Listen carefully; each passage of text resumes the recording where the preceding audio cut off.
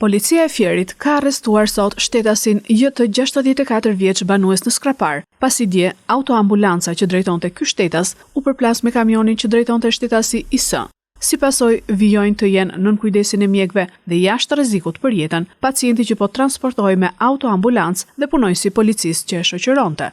Aksidenti ka ndodhur dje në aksin Fier-Lushnjë në vendin e quajtur Kryqëzimi i Vajkanit. Një kamion është përplasur me një ambulancë dhe si pasojë e përplasjes së fortë kanë mbetur 4 persona të lënduar, 2 prej të cilëve ndodheshin në ambulancë, të cilët janë transportuar me urgjencë drejt spitalit rajonal Fier dhe ndodhen jashtë rrezikut për jetën. Sipas njoftimit të policisë, aksidenti ka ndodhur rreth orës 14:50 në aksin rrugor Lushnjë-Fier në vendin e quajtur Vajkan. Automjeti tip kamion me drejtues shtetasin Ilir Seitaj dhe autoambulanca me drejtues shtetasin Jemin Tare janë përplasur.